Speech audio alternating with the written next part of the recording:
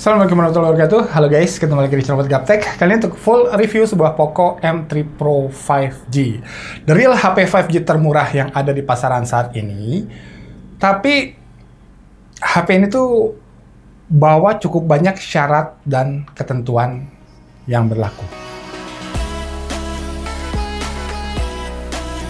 Seperti biasa, disclaimer dulu, Poco M3 Pro ini saya beli sendiri, bukan barang pinjaman atau pemberian dari pihak manapun. Jadi kepentingan saya di video ini cuma pengen sharing pengalaman tok. Oke, namanya sharing pengalaman jelas sifatnya sangat-sangat subjektif dan sangat-sangat tidak objektif. Tapi saya selalu berusaha untuk nggak mihak kepada brand manapun. Oh ya, Poco M3 Pro 5G yang saya pegang ini yang varian RAM 6GB dan storage-nya 128GB ya. By the way, yang harganya yang 2,9 jutaan. Kenapa saya pilih yang varian ini? Nanti saya jelasin. Ada alasannya soalnya. Oke, kita mulai videonya dari poin-poin yang saya suka dulu dari sebuah Poco M3 Pro 5G ini. Panjang banget ya namanya. Yang paling saya suka jelas 5G ready-nya dulu. Jadi buat yang punya rencana pakai HP-nya untuk jangka panjang, nah ini cocok. Terus kalau bosan mau dijual Poco M3 Pro ini tahun depan misalnya, harga secondnya bakal masih dihargain tinggi karena teknologi jaringannya masih up to date. Ya nggak? Poin kedua yang saya suka, Poco tuh ngasih opsi varian RAM 4GB, storage 64GB buat yang budgetnya tuh nggak longgar-longgar amat. Jadi kamu udah bisa dapat HP 5G di harga terendah 2,6 juta pas aja. Yang lain tuh belum bisa ngasih harga serendah itu.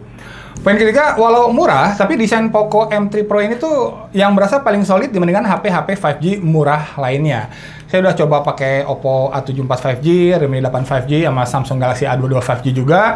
Nggak ada yang sesolid dan sepadat ini feel dipegangnya. Back covernya tuh, walau masih polikarbonat sih, tapi solid banget. Nggak, apa ya, nyoy-nyoyan gitu kayak yang lain. Good job banget ini.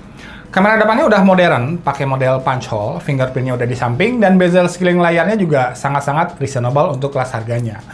Lanjut, perbateraiannya juga oke di sini, 5000 mAh dan sistem charging yang paling cepat dibandingkan HP-HP 5G di kelasnya. Kalau yang lain tuh dari 0 sampai full rata-rata masih butuh waktu ngecas di atas 2 jam lebih 10 menitan. Nah, di sini cuma butuh waktu sekitar 2 jam kurang 5 menitan lah. Lumayan lebih cepat sekitar 15 sampai 20 menit. Lumayan ya. Walau sistem fast charge-nya tuh cuma 18 watt aja, nggak istimewa. Tapi kita dikasih charger 22,5 watt dari box penjualannya. Baterai yang awet pastinya dibutuhin banget sama para gamers ya, yang aktivitasnya sangat-sangat bisa diakomodir sama Poco M3 Pro 5G saya ini. Main Genshin Impact sangat-sangat lancar dimainin pada settingan grafik medium. Tapi catat, yang saya pegang ini adalah yang varian RAM 6GB dengan storage-nya 128GB ya. Soalnya kemarin saya sempat coba Poco M3 Pro-nya Kang Dadan dari channel YouTube Gaya Phone. Kebetulan beliau pakai yang varian RAM 4GB dengan storage-nya 64GB. Dan ternyata main Genshin Impact di settingan medium tuh sering tersendat gitu lah. Makanya akhirnya saya putusin buat beli varian 6GB dan storage-nya 128GB ini. Oke? Tapi mudah-mudahan kedepannya bisa diperbaiki via update software juga sih. Aminin dulu aja deh.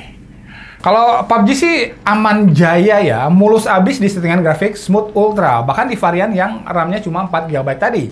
Jadi yang harus diwaspadai cuma player Genshin Impact doang. Ya sisanya mah aman. Dan hebatnya, dibandingin 3 pesaing HP 5G murah lainnya, baru di Poco M3 Pro 5G ini yang bisa ngejalanin Mobile Legends di settingan grafik Ultra. Mantap. Lalu, nomor berapa? Lupa saya. Ya, yang jelas saya suka perekaman videonya. Masih mentok di Full HD sih, belum bisa 2K kayak Samsung Galaxy A22 5G kemarin yang udah saya review. Tapi perekaman audionya sih bagusan di sini loh, dan Full HD-nya juga udah stabil banget. Oke guys, ini dia contoh perekaman video dari Samsung Galaxy A22 5G sama Poco M3 Pro. Ini di resolusi Full HD 30 frame per second guys. Si Samsung tuh sebenarnya bisa rekam video sampai resolusi 2K. Kalau Poco itu nggak bisa, hanya mentok di Full HD aja kayak gini. Ini udah mentoknya, seperti ini. Nah ini kalau kalian mau pakai Samsung Galaxy A22 5G sama Poco M3 Pro ini untuk ngevlog guys. Kurang lebih hasilnya seperti ini. Stabil yang mana saya belum mengerti juga. Perekaman audionya juga nanti kita cek sama-sama ya. Oke, kita lanjut ke hasil foto kameranya. Sebenarnya udah oke juga, ada fitur AI kamera juga yang kalau dia ngedeteksi suatu scene tertentu tuh warnanya bakal disesuaikan gitu, sesuai scene-nya. Tapi kalau jenis scene yang nggak bisa dikenalin, ya mode AI-nya tuh sama persis sama mode autonya, nggak ada yang dirubah. Oke? Hanya, nah seperti biasa buat mata saya, catat ini subjektif sama sekali nggak objektif ya. Ini masih bukan yang terbaik di kelasnya, terutama untuk color science di pencahayaan yang normalnya ya, yang sedikit kurang pekat lah menurut saya, kurang legit gitu, agak malu-malu mungkin warnanya ya. Tapi mode malamnya sih, ini cakep banget hasilnya, one of the best di kelasnya pokoknya. Di kondisi pitch black-nya juga hasilnya lumayan.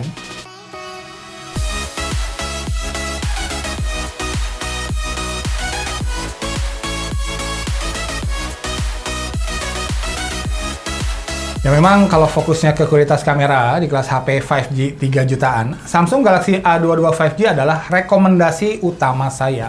Konsisten banget hasil foto terangnya, low light-nya, mode malamnya, sampai pitch black-nya juga oke banget. Bahkan videonya juga udah bisa 2K loh.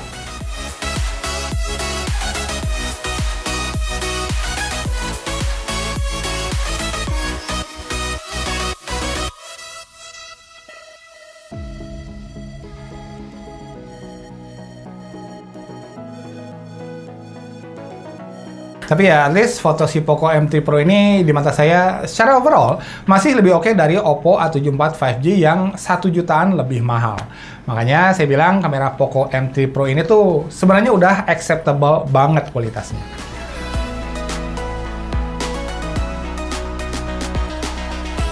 Oke, lanjut. Nggak lupa Near Field Communication udah ada di sini. Dan yes, IR Blaster atau Infrared Blaster buat remote TV, AC, dan DVD juga hadir. Sebagai informasi tambahan, sensor-sensornya lengkap semua, dan Netflix udah bisa dinikmati pada resolusi HD. Good job. Gimana?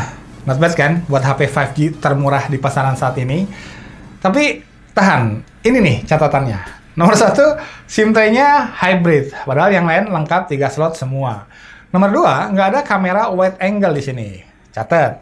Nomor 3-nya, jangan kebanyakan narsis. Karena kamera selfie-nya menurut saya kualitasnya biasa aja.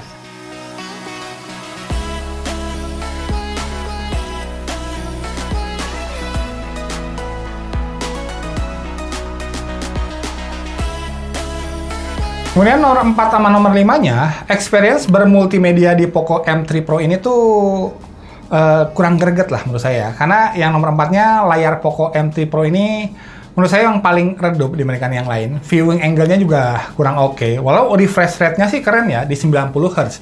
Kacanya juga udah Gorilla Glass 3, dan oleophobic coating-nya juga udah oke di sini. Nggak kayak Samsung Galaxy A22 5G yang kemarin saya review. Dan nomor 5-nya, speaker Poco M3 Pro 5G ini terdengar tipis. Ya, jelek sih enggak ya, lumayan kok. Hanya nggak setebal HP-HP 5G murah lainnya. I'm going to get you out of here alone.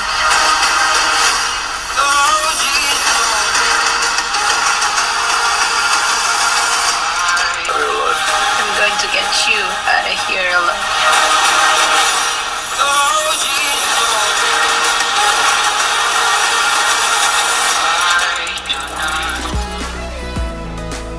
So, kesimpulannya, ada harga, ada barang, ya bisa jadi ya, karena ya itu, murah sih, hanya ada cukup banyak syarat dan ketentuannya. Tapi kalau budget kamu emang benar-benar mepet, kamu menurut saya tetap menang banyak kok kalau milih Poco M3 Pro ini. Karena beberapa catatan yang saya sebutin tadi, baru bisa ketahuan sama mungkin para reviewers doang ya, yang kebetulan udah punya beberapa HP pembandingnya. Kata orang tuh, ignorant is bliss. Jadi kamu tuh nggak bakalan ambil pusing mikirin hal-hal yang kamu nggak tahu. Jadi kalau kamu cuma punya Poco M3 Pro ini doang buat dipakai sehari-hari misalnya, saya jamin kamu bakalan puas-puas aja sama kualitas HP-nya. Udah 5G ready, performanya bagus, kameranya oke, videonya stabil, near field communication ada, bahkan bodinya juga paling solid di sini. Layar sama speakernya juga bakalan dirasa bagus-bagus aja, nggak ada masalah. Nah salahnya, kamu tuh nonton video ini, jadi ya tahu. Oke, thanks for watching. Mudah-mudahan videonya bermanfaat. Ini Kausat. Assalamualaikum warahmatullahi wabarakatuh.